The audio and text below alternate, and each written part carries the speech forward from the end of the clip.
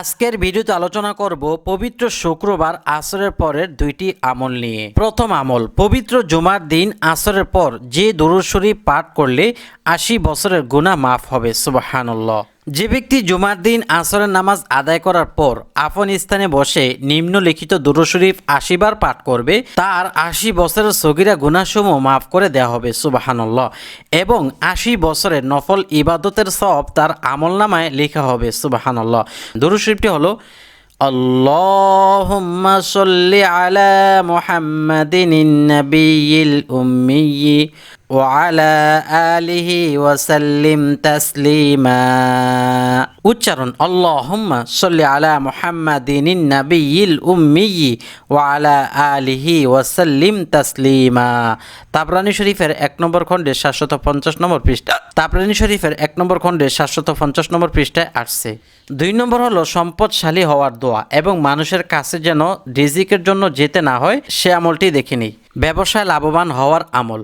নিম্নলিখিত দোয়াটি জুমা নামাজের পর ৭০ বার পড়লে আল্লাহ তাআলা তাকে বিত্তবান করে দিবেন।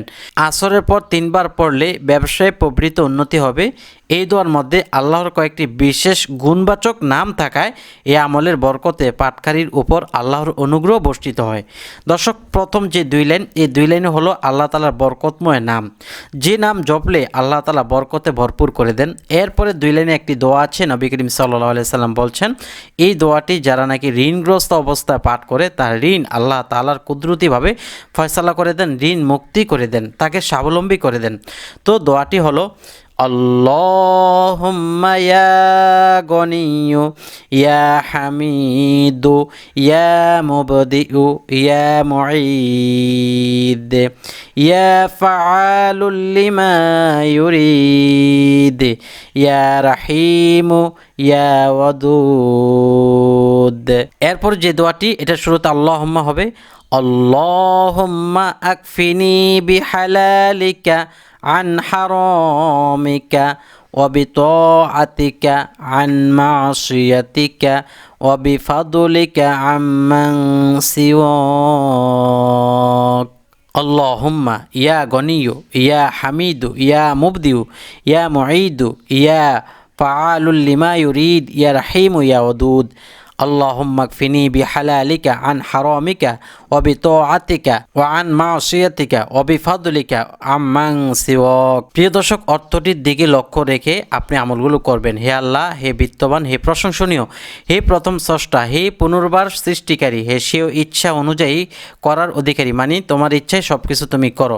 হে দয়ালু, হে বন্ধু, আপনার সৃষ্ট হালাল বস্তু দ্বারা আমাকে হারাম হতে, আপনার ইবাদতের মাধ্যমে আপনার অবাধ্যতা হতে এবং আপনার উপকারের মাধ্যমে আমাকে অন্যের মুখাপেক্ষী হতে মুক্ত রাখুন। সুবহানাল্লাহ, সুবহানাল্লাহ। দর্শক, এই দোয়াটির দিকে লক্ষ্য করে আমলটি করবেন। প্রিয় দর্শক, আমলগুলো করার শুরুতে খাঁটি দিলে তওবা করে নিতে হবে। আর সে তওবাটা কিভাবে করবেন? ইস্তিগফার পড়বেন। ইস্তিগফারটি হলো আস্তাগফিরুল্লাহাল্লাযী লা ইলাহা ইল্লা হুয়াল হাইয়ুল কাইয়্যুম ওয়া আতুবু ইলাইহি। এইভাবে আমলটি করে এরপর আপনি আল্লাহুম্মা সাল্লি আলা মুহাম্মাদিন নাবিয়্যিল উম্মি ওয়া আলিহি ওয়া সাল্লিম ৮০ বার দুরূদ শরীফটি পড়ে এরপর ব্যবসায় উন্নতি হওয়া দোয়াটি পড়ে এরপর আপনি মুনাজাত দিয়ে বলবেন, আয় আল্লাহ, আমি যে আমলগুলো করলাম আপনি আমার আমলগুলো কবুল করে নেন, মঞ্জুর করে নেন, আমাকে আপনি মাফ করে দেন। আপনি যে উদ্দেশ্যে আজকে আমলগুলো করলাম সেই উদ্দেশ্যগুলো আপনি পুরা করে দেন। আয় আল্লাহ, আমার মনের সমস্ত নেক আশাগুলো পুরা করে দেন। এইভাবে আপনি যা যা কিছু চাইবেন ইনশাআল্লাহ আল্লাহ তাআলা এই আসরের পরে দোয়া কবুল হওয়ার সময়টিকে লক্ষ্য করে আপনার সমস্ত মুনাজাতের দোয়াগুলো কবুল করে নেবেন।